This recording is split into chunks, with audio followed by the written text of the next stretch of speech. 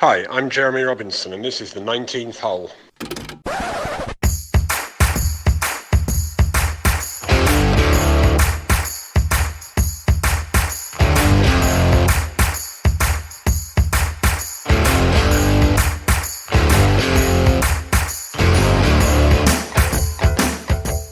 Hi, and welcome to the 19th hole, brought to you by Glal.uk in association with Rewards for Golf.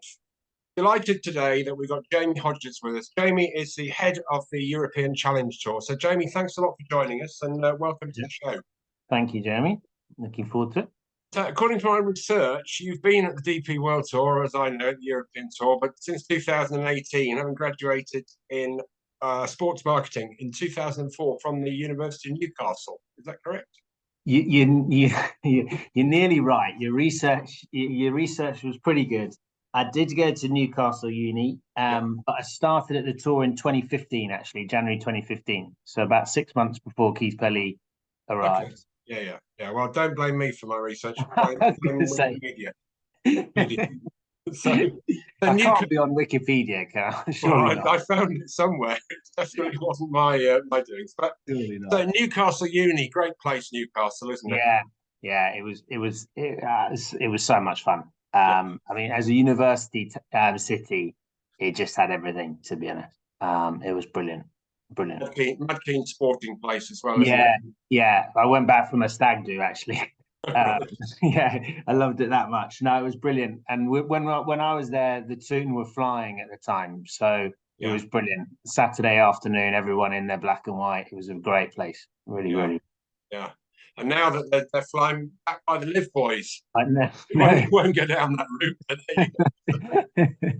But yeah, it's great to see them doing well again. So you took over from obviously with someone we both know, Alain Desaultres, who started the Challenge Tour. Yeah, took over. So they were kind of big shoes to fill, really. Because Alain, as we both know, was quite a character. Yeah. I mean, I think I always kind of had in my mind that you should take over a job from someone who hasn't done a great job, and then you can kind of really make a top impact. And I kind of did the opposite, really, because as you say, and I founded the Challenge Tour. He was the heart and soul of it. He worked incredibly hard. I saw firsthand how hard he worked at, and how desperate he was to kind of make it as good as possible. So it was kind of the opposite, but it was a really attractive kind of opportunity. And the intention was that he would stay on for sort of 6 months and help me out in the background. Obviously, that sadly changed when everything happened in 2020. But his kind of passion for the Challenge Tour was kind of one of the main things that I took on, and the guys who work with me have. And it was nice. We invited Alain back to. He was in Mallorca with us in November last year for the final. It was nice to see him and kind of give him catch up really, and give him the kind of the send off from Alcanada that he deserved, because when his last grand final was a washout on round 4. So it was nice to see him again. As you say, he was passionate about it, because I remember when I turned pro, the Challenge Tour was just starting. He was the guy who brought all the federations together and created tournaments and promoters. And at the time, I mean, it was quite an achievement, really, to bring these people together to create a tour, which has really gone from strength to strength. It's had its ups and downs a bit, but generally, it's gone an upward curve the whole way. Yeah. No. He I think one of his great skills was he really understood European golf.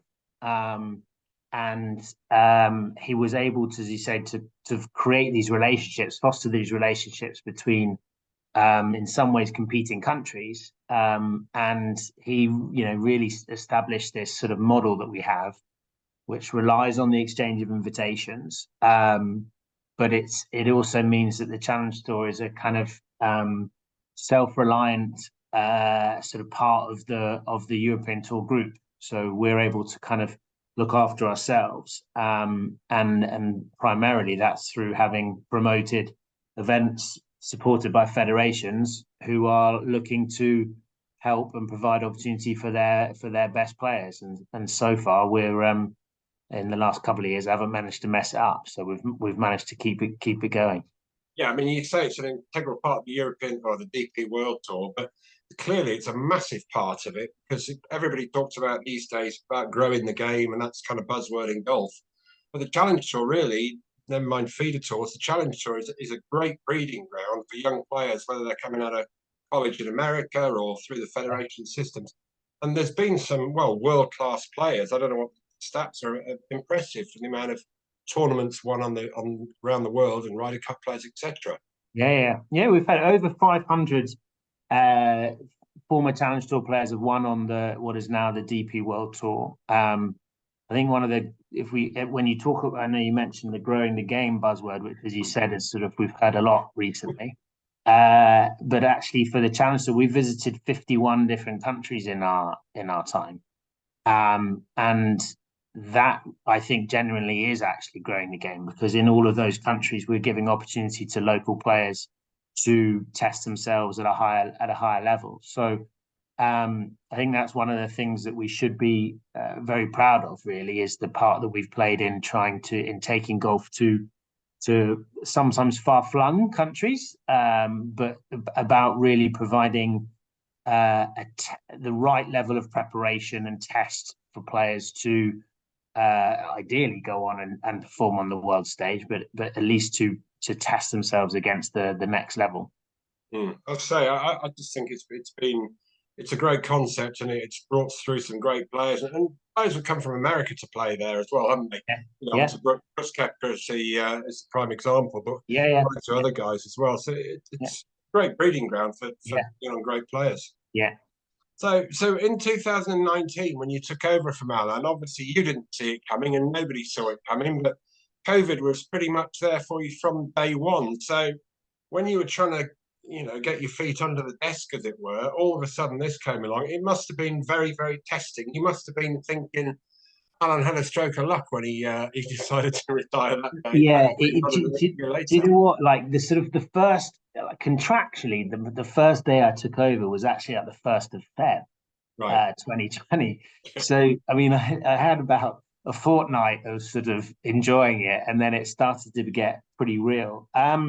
Yeah, look, I was in this room for far too much of 2020, and it was obviously a very difficult time for everyone. There was some pretty serious stuff going on, let alone what was happening in professional golf. But I really felt that for our members, the Challenge Tour ones in particular, who, let's face it, are not rich guys, that all I was doing almost sort of every other week was writing to say that this next tournament had been cancelled. So it was very tough, but frankly, it was, if you think about it from the shoes that I was sitting in, at least I had a job, I was being paid.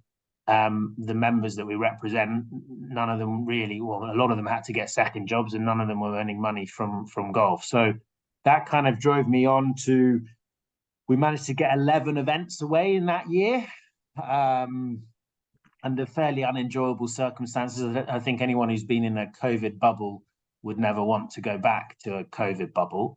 But we managed to get 11 away and really kind of survive. I think 2020 was survival for us, really, more than anything else. Give the players as anything that we could in terms of opportunity to play, and then try and come back in 21 and go sort of full guns blazing. When 2020, when COVID hit, obviously, I mean, really now coming into the 2023 season, it's the first time, certainly for the Challenge Tour, it's back to normal with rankings, etc. And parachute categories have gone now. You certainly were dealt the cards all right when you first started, weren't you? It was. I've said this a few times. It was a roller coaster, but then for a roller coaster, you need to have some highs, and there wasn't too many. There wasn't too many, to be honest. Yeah. It was tough. Look, it was tough. It was really difficult. As I said, you could sit here, and I'll be lying if I said there weren't some pretty tough days. But I was more fortunate than some in the sense that I was still receiving a salary and still able to kind of try and affect things and try and improve things and I sort of feel quite proud, really, of how we ended up in 2020. We had two events back to back in Santi Petri, and then went to Mallorca for a final. So, you know, just to give guys 3 weeks in a row in late November, early December was at least something to finish the season with and take that into 21. In many ways, 21 was almost harder than 2020. We were trying to do a full schedule in the most sort of unusual environment from a travel perspective, that is, trying to navigate all those different players from all those different countries, with the rules changing and different for different players depending on where you've been, what your vaccination status was, what your test status was. It was pretty complex, and you know, honestly, quite unenjoyable at times. But and unenjoyable for us as the team trying to figure it all out, and unenjoyable for players. As I said, no one really wants to go back to a COVID bubble again, and it was tough for guys who we were having to be, you know, there were a lot of rules in place on where you could stay, where you could go, and all that sort of stuff. And it was very difficult for everyone, really. Staff trying to manage and deliver the event, the promoter on his side, and trying to cope with all of the different rules and regulations that we had.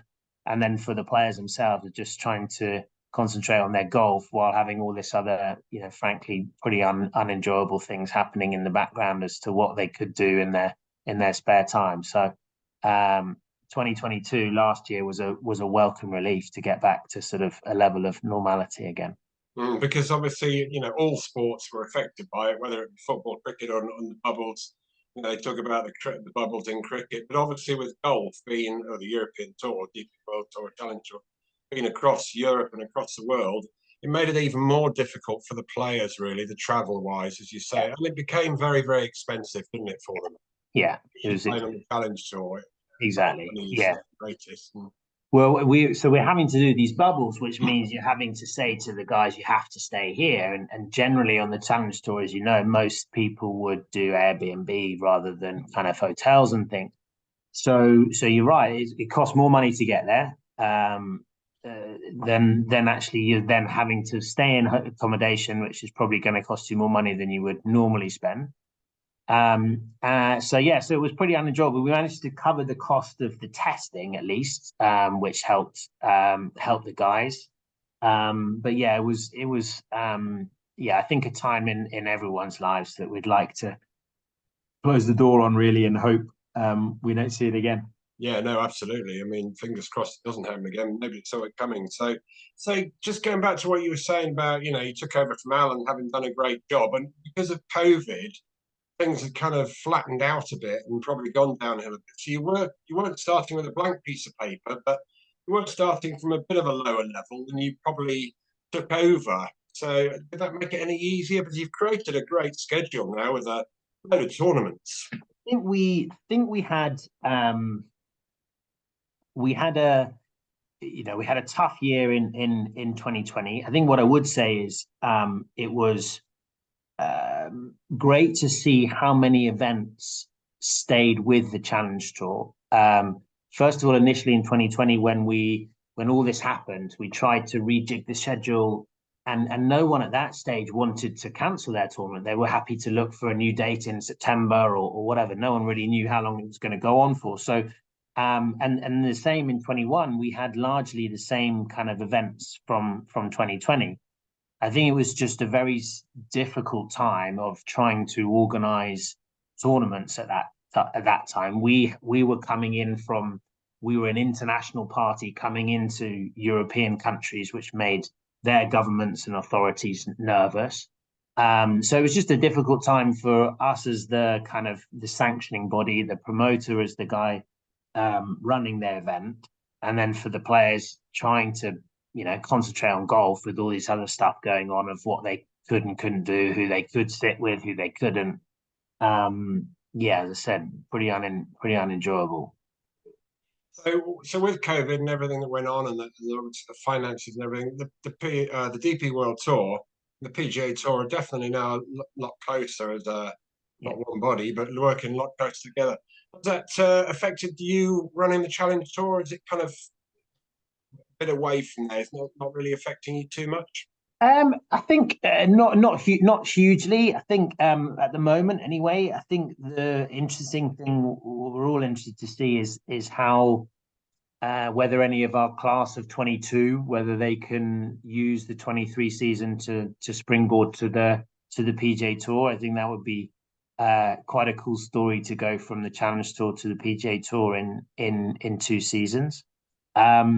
But I think, largely we're able to, we're in a strong position at the moment. We can look after ourselves. We have the support of DP World through the agreement that we put in place with when the European Tour became the DP World Tour.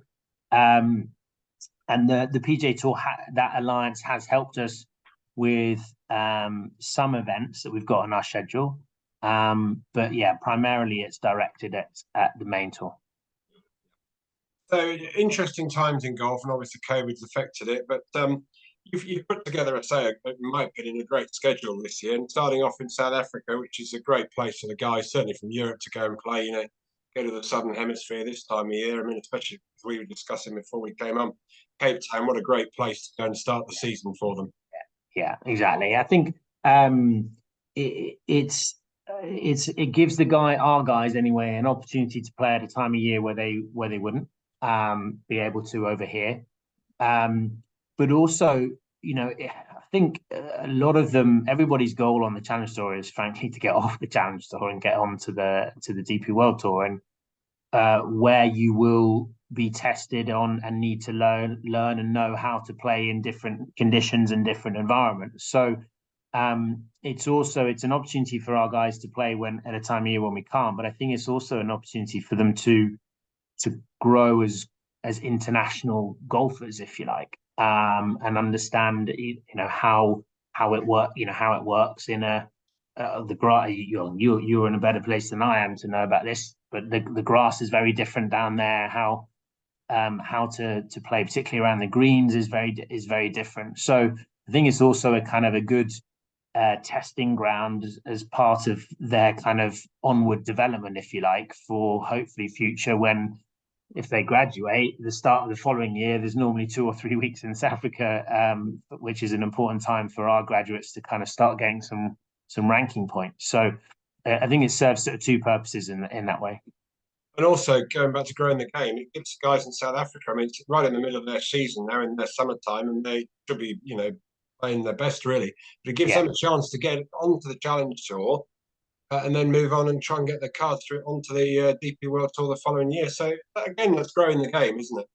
Well, I think we saw that with Ollie Becker the year before last, and Dion Hermisice last year. I hope I got that right.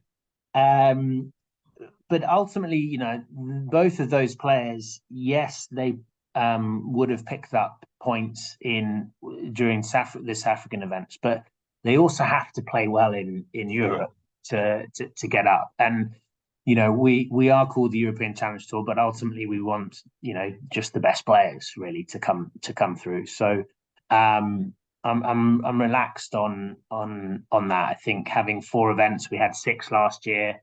We've got another on our season anyway. This season, we've got another 20 odd tournaments for guys who don't have an opportunity in South Africa to play. Some of those South African players may not get the opportunity in Europe as well. So I think ultimately when it sort of all shakes out and you get to Mallorca at the end, you've normally got the best 45 players from across the season. Yeah, I mean, some guys won't. Some guys from Europe will probably moan and send you emails saying it's not fair, I'm not getting in. But as you rightly say, that because of the schedule you've set up, you've got loads of more tournaments once they get going. We were saying you got 126 spots in UAE for a couple of events. So, no disrespect to them. If they play well, they'll get to Mallorca.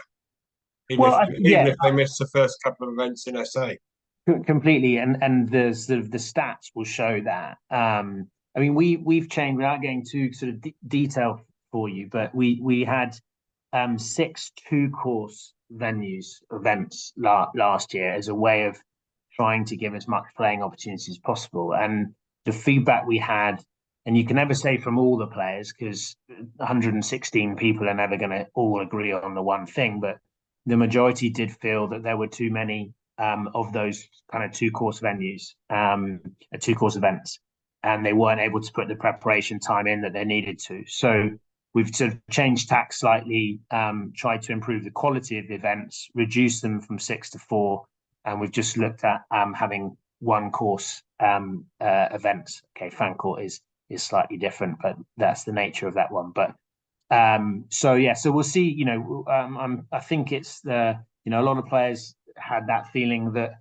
they've earned the ones who will get in have earned the opportunity to do that, and those that haven't, you know, will need to wait for their time for when Europe comes around. But you know, you never get it right in 1 year, and you never fully get it right the following year. Well, it's always a bit of a balance, but I think when we realized that we were going to be 4 events, it felt like this was the right way to go. Yeah. So first 4 in South Africa, and then 2 new ones in the Middle East, which is great. Obviously, the European or the DP World Tour's got a great connection with the Middle East and has for years now. But it's nice that the Challenge Tour's back there. Yeah, it's great. I mean, we've got two in India before that. We haven't been to India since 2013. And then UAE, a place where most European golfers are very happy to go. We've announced Abu Dhabi Golf Club as one of the venues. We're working on the second one, and really happy with Abu Dhabi Golf Club as the type of golf course that we want to be playing on, giving our members that opportunity to play on those types of golf courses. And with the agreement that we have with the Emirates Golf Federation, there is we have 126 spots of the field, so we'll get a very good opportunity. Or a large part of our membership will get a good opportunity to play in both of those weeks. We just need to finalize where we're going to be for the second one, but we're hoping that will be in Abu Dhabi as well. Yeah. So yeah, my apologies. Sorry, India is before the. Yeah. So India again, European tours going or DP World Tours going to India. You know, they've been to India before. Obviously, not such a close relationship now with the Asian tour, but it must be good to be going back to that part of the world. Yeah, I think it is. I think we're probably what I sort of want to get across is I think we've announced a schedule of 30 events, and I think that's about right in terms of the number. You know, we managed to increase slightly the prize funds when we play outside Europe, but they're not hugely greater, and obviously the guys' costs are increased when they play outside. So I think we're excited about and pleased to be going to places where we can't play in Europe, but I think quite honestly, we're not looking to kind of go too much further afield than where we have now, just because of ultimately the cost to the players and everything else. So it feels like it's a sort of a good balance. We were at one stage looking to have India next to the Middle East, and then sort of Ramadan and various other things kind of made that difference. So India's sort of a little bit more on its own. But thankfully, we've got 2 weeks in Bangalore. So again, from a travel and a cost perspective, players can fly to one place and out of one place, and at least from that perspective, there's hopefully reduced costs when in town, if you like. Yeah. So that's a good thing. So same place for two events. It's got to help with the cost. So so obviously you used to play in China. You used to have the 2 big tournaments at the end of the year in China. China's obviously a difficult place, COVID, etc., still. Any hopes in the future of returning to China? Yeah, I think and we certainly, the reason we're not there in 23 is because of COVID. So obviously things have changed slightly from last sort of September time was when contractually we were talking to the team from Foshan. So you never know, maybe in October of 23 we could go there. But I think, as I said just now, the the balance feels about right with how we have it at the moment. I think the one thing that we're lacking is one event between the last sort of regular one in Provence and the final. I think we need one event off the rankings before we get to the final. Whether it's top 75 or exactly what it is, we'll figure that out. But so that's something we're still working on to try and look to add. We've got 3 weeks between Provence and the final. But yeah, it's certainly not ruling out going back to China. COVID circumstances and the knock-on effect of everything there has meant that that's the reason why we're not going in 23. But when we look at it again in the future, which I'm sure we will, it will need to be a balance between what other international trips have we had earlier on in the season and just trying to make sure that this doesn't become sort of unaffordable for the players. Because they were good prize funds in China, weren't they?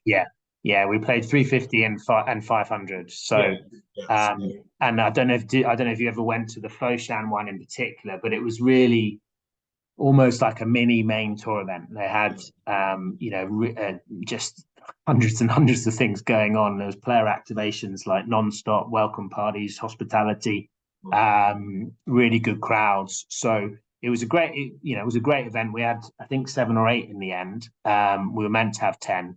And as we said, as the conversation we had with them is, this isn't the end. This is probably just a pause right now. But I think they in particular just need to figure out what everything needs to calm down a little bit over there. And like I said, no one wants to go back to COVID bubbles anymore. So no, it's fair enough. And the players probably wouldn't want to go back there at the moment either.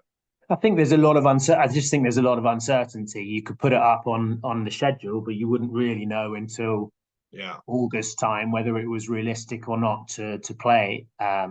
So I think this way round feels better. Let's let everything kind of calm down over there and get back to normal, and then we can pick up the phone again and figure out where we play, when we play, and all of that.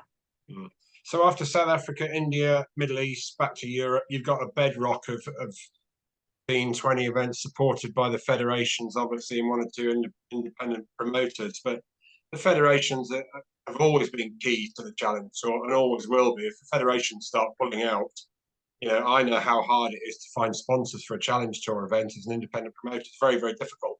Yeah, the federations are key, really, to you, aren't they? They're the bedrock, the cornerstone, or whatever you want to say. No, I mean, absolutely right. And that is the heart of the Challenge Tour. And I think we've talked about some of the sort of more far-flung places, which are great. But ultimately, that will always be the key, the central part of who we are. The really encouraging thing is that all of those events were with us last year.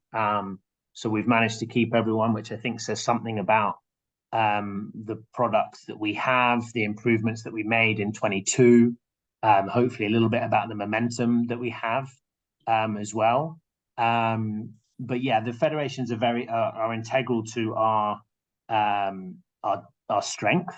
And ultimately that is about the invitations that they receive, the exchange of invitations that they can make to provide opportunities for their players. That is still ultimately kind of the most, probably the critical part of really why anyone wants to do a Challenge Tour event. That part is vital.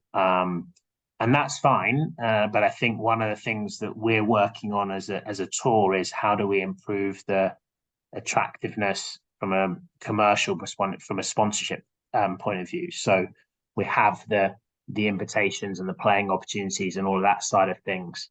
But we also need to try and grow the other side of actually making these events more attractive from a sponsorship perspective. So that, the idea is that by having both of those things, you can grow and improve on all fronts. So, that's very much part of what our plans are for the future. But as I know, and and everybody involved, in it, it's a very difficult thing to do, to find. You've really got to think outside of the box to get these companies to come in and support the growth of the game. Really, that's one of the big things. I mean, when we used to do the English Challenge, we had Bridgestone tires, and they're big into supporting young people, and they do the massive sponsorship in the Olympics and that kind of thing. So they did 3 years of the golf, and it was great. But it's not easy to find a sponsor for the challenge. No, and that's so we and sorry if we're jumping around a little bit. Well, one of the changes that we made when DP World became a sponsor of the DP World Tour is we increased the prize money for the players of the events that we had in Europe. But one of the other things we did is we invested in our television product. So we had a TV show that was it wasn't really working for us as a tour and for our promoters, to be honest. And you know, while I would say we had a meeting about it yesterday, we can still improve things on what we're now delivering. But ultimately, every event is getting its own TV program broadcast on the Wednesday after their event. So I think that is a big step forward. As I said, we've still got improvements that we want to make to the program itself. But giving that to our promoters, you know, the intention very much of that is to try and help them grow the commercial side of their tournaments, and that will take a little bit of time. It won't just happen straight away, but that's the commitment we're making to our events. Ultimately, it's good for the Challenge Tour as well, but the sort of the other purpose of it is to help the promoters, to give them more of a platform for their sponsors to hopefully, or to increase the revenues they receive from their sponsors. That's a big commitment, really, because I say, not hopping on, but when we used to do the Challenger event, we had to produce the program. One of the things Bridgestone wanted, and it's a costly business, that is. Yeah, especially yeah. for an independent promoter to produce a good quality program. Yeah, yeah. So look, I think it was something I felt quite strongly about, is that, you know, yes, we wanted to improve the prize funds, and we did that to a certain level. You'd always like to go more, but I think, as I said earlier, just we need to improve the commercial attractiveness of our tour if we want to continue to grow prize funds and everything else as well. So we need to do that, and then one step of that was to invest in this invest in this TV product and give that to the promoters. So I'm pleased with how we've done it in year one. As with anything new, you learn a few things as you go along. So we've made some changes to year two, and it'll be interesting to see how that pans out this year. Just going back to the prize money then. So on average, you're playing for €225 million per event. Is the ultimate aim to try and get that to say 300,000 and 400,000, or are you comfortable as the DP World Tour? Are they comfortable with what the guys are playing from the Challenge Tour now? No, I think we'd like to increase it. We'd like to grow it. I think we have to be careful that doesn't just come from home, if you like, from the group. I think, which is again one of the reasons why we have the TV program and the things that we're trying to do with the promoters. But yeah, look, we're certainly trying to grow it. I have a plan to grow the minimum for the 24 season, which our promoters will help us with. Whether we then look to top up additionally from Central or not, I don't know. But I want this tour to grow and improve every year. That's not always prize money. That's across many different things. But no, certainly that's something we're looking to do sort of in a smaller way next season. And you know, really from year on year, I'd like to see how we can improve things, prize money or other related. Yeah, because I was going to say, not only the prize money, but it seems like you've given the players a much better experience. You know, physios are there. You've got agronomists now making visits to the course beforehand to try and help the courses to become better courses and in better condition. So obviously that's an important part to you as well. Yeah, it's hard to ever say that's the most important thing, because then you think of all these other things that are important. But the golf course, you know, ultimately, if we try and take it back to what are we doing? What's our primary purpose? Was to try and prepare the players to make the next step on to the DP World Tour. and then hopefully beyond. And one of the ways that we feel we need to help them with that is to improve the test that we give them on a weekly basis. I think we made strides or maybe steps in that regard. This in 2022, we, as like you said, we have an agronomist now whose primary responsibility is the Challenge Tour. Every venue received an agronomy visit in 2022. That will be the same in 2023. You can't really compensate for droughts and other things that happen, but no, that's part of the investment as well. That's what I mean. It's not just about putting money on prize funds. It's about trying to grow the whole thing. And for sure, the golf courses, the quality of the golf courses, the test we provide to the guys, that's critical to our future success and is a big focus for us. 23, but it will be every year, to be honest. I mean, it can't be easy because obviously a lot of some of the courses that you play are kind of members courses, really. And it's hard to just say to them, right, grow the rough 6 inches, will you? And then the members are going to moan. And, it's a fine balance, isn't it? There is a balance. And there are some that we have who are, in many ways, or are literally the promoter. So if you want the event to happen, it has to happen at that golf course. So we can work with those ones in a slightly different way.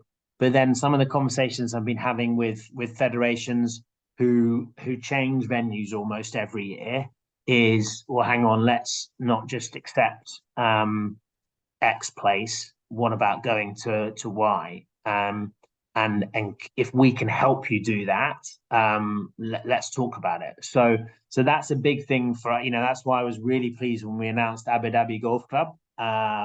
That's a good step forward for us. We had the K Club last year.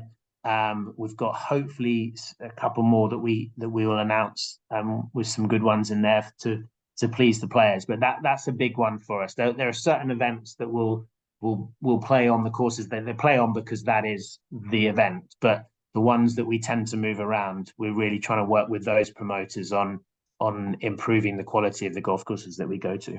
Yeah. So just moving on to the rankings, as we said earlier, the kind of parachute categories have gone now, and it's all back. There was a tour school last year, which was great. Do you see, or is your kind of vision for the Challenge Tour to get more spots and maybe some away from the tour school, bit more like America? Or are you happy with the way it sits at the moment? Well, we changed, so we've it sort of got forgotten really because COVID came along, but we went from 15 to 20 graduates, that is, in 2020, which I think was a much fairer reflection on the quality that was being played on the Challenge Tour.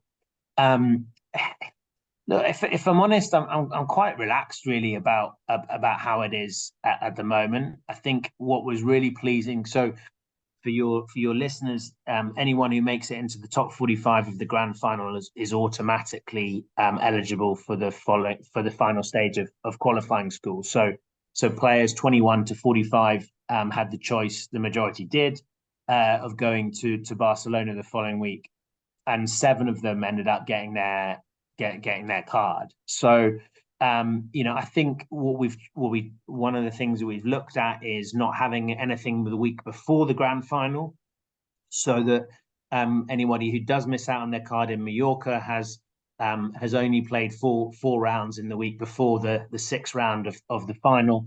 So I think right now, I think it's personally, I think it's fine. Would you like more graduates from the Challenge Tour? Probably yes, always. But when you actually look at the analysis and you see how many of our guys are then earning a card through the qualifying school, I think it's fine as it is. Yeah, because I mean, there's always been talk for the last few years about getting rid of the Q school like they have in America and just having a Q school for Korn Ferry. But I would think, for these young guys, you might have a guy who's an assistant pro who can't afford to play the Challenge Tour, who's a very good golfer, or someone who just turns pro. I think you've always got to give someone a chance, if they can do, to get onto the main tour from starting in September, as it were, or Yeah, August from the Q yeah, School. I know it's yeah. an expensive project, but I think if you take that away, going back to growing the game, it's kind of taking a bit of a cog out the wheel, really. Yeah, I think no, I think you've hit a very important point. It is becoming more expensive to become a sort of touring pro golfer, if you like, and I think that's a very valid point. They also receive, anyone who misses out on the top 25 gets a pretty good challenge tour Yeah. card as well. So I think, as I say, it's not really up to me to be honest, this sort of thing. But I think, as far as I'm concerned, I think it's there would always be arguments, I suppose, on both sides. But I think, as far as I'm concerned, I think it's working at the moment. I think it's a fair balance between the two. I was going to say that's the word I was going to use, or two words. It's a very fair balance, I think, between the Challenge Tour, getting the 20 cards, and even if you finish 25th, you're going to get some main tour events the following year anyway. Yeah. But I'm adamant that you've got to give the other guys a chance to go to the tour school and give the chance, get a chance to get their card. Yeah, no, completely agree. But I think the 20 graduates now was the right way to go. Yeah, And what was really pleasing about 2022 was seeing the class of 21, and we had 12 guys from that class keep their card, and five of them were in Dubai in the top 50 of the DP World Tour rankings. So that was a kind of okay, it's a year, it's 1 year, but I think those numbers speak for themselves and justify the change. yeah. But the standard on the Challenge Tour is really really good now, and proven by the statistics that you're just saying about how well these guys do when they get onto the tour. Yeah. So, so generally, overall, you seemed quite relaxed or quite pleased about the way things are going. Obviously, things can always improve, but in 2 or 3 years' time, your vision is nothing drastically changing. Just keeping on small steps to make it better for everybody. Yeah. I think to be honest, yes. I think I'm the sort of person who doesn't want to stand still. So we want to keep. I think we've got momentum at the moment. We've made some improvements that we've discussed. We had the grand final live for the first time in November. So there's some things that we want to build on. We've got live scoring now for hole by hole. So there's things that we want to build on, and we want to continue to grow. For sure, we want to can really keep that focus on the golf courses and the test that we're providing the guys. We've got a big job to do on making the events more commercially attractive, so that we can grow ourselves and not just have to look internally for help.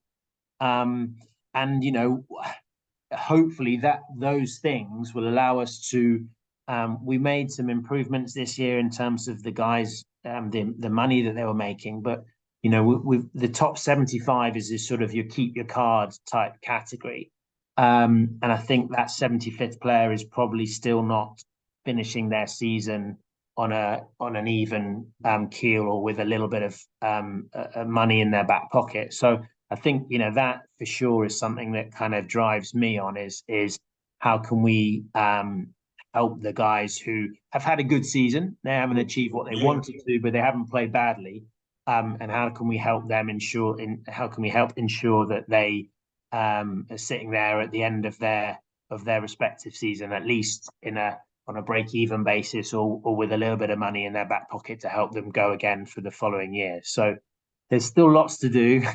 There will probably, I say this to my wife, it's the type of thing that there'll always be more you can do in this job. But that's kind of exciting at the same time, because it's if you're hungry to work and you want things to improve, then it's the right type of job for you. So I'm fortunate to have four very good people with me in the office who know what they're doing. We've got a good team now, and I think and I hope that the players can see that we're trying and we're doing all we can to improve. We don't have a magic wand, but we will keep making improvements, keep making things better and better year on year. And that's really the main goal, is just to continually improve and try and take us to a place whereby, as I said, the 75th player at the end of the season is sitting there with some money in their back pocket, having played on the Challenge Tour all year round. Yeah, because the guy finishes 75th, going back to the standard of the Challenge Tour, the guy who finishes 75th has played some pretty good golf. Exactly. You know, exactly. To actually go and play good golf, or very good golf actually, and as you rightly say, to not have anything to show for it and a loss is, it's not demoralising, but it could put one or two people off. I know people say, "I'll make them fight harder and work harder, etc., etc." But I think your kind of vision is that someone who plays well deserves some kind of reward. I think so, and we're not talking about he's sitting there with in his mansion. This is just about this is just about ensuring that they, like they said, they sort of feel like they want to go again. And we've got to be careful that that professional golf doesn't become too expensive for people. Ultimately, that shouldn't stop someone from sort of following their dream, if you like. So we've got to be sort of careful about that. But yeah, that to me, the quality, the depth of the Challenge Tour, the strength of depth has really improved over the last 6 years, probably. And I think we've therefore got a duty to try and ensure that the depth of the money that's being earned kind of grows with that. Mm-hmm.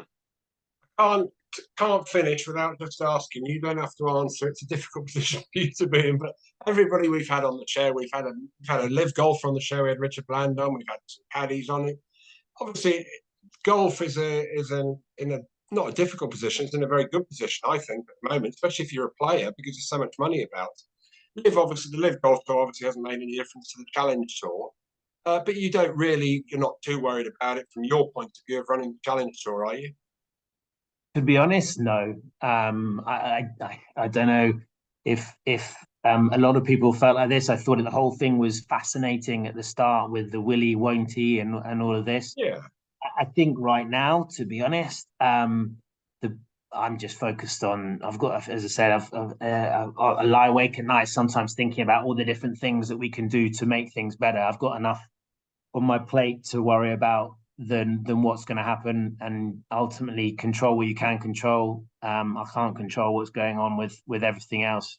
Yeah. My part of this small little my small little part is the Challenge Tour, and that's really what I'm working on and focused on. What will be with the big boys above will be that's for other people to decide. For my job is to do the best possible job I can for the 290 odd members that we've got. Yeah. And that's really what keeps me going and keeps my guys going week in, week out. Well, as I say, I personally think you're doing a great job. You never please everybody. It's like being a member of the golf club, isn't it? There's always some people who won't be happy. If you please all your 290 members, then you are doing a hell of a job. It's impossible because they can't all be in the top 20, unfortunately. But anyway. That's the nature of it. And I think you just got to try and stay true to to kind of what you believe in, listen to the players, take their advice. But yeah, ultimately, you will never please everyone. I do know that. I'm reminded of that most weeks. But occasionally you get a thank you and a well done as well. But no, it's all part of the job. Well, thanks. I think you're doing a great job. You've set up a great schedule again for this year. With good prize money, good courses, and the experience for these guys. So, congratulations. I think you're doing a great job anyway. But thanks very much for coming on. It's been intriguing, and I'm sure the people who listen will be intrigued that, you're a politician almost. You've got to deal with governments. You're a travel agent. You're an agronomist and a TV man. So you've got a lot of strings to do, and I'm sure I know it's a very, very busy job. So thanks for your time today. It's been intriguing, and I will see you out at some tournaments this year.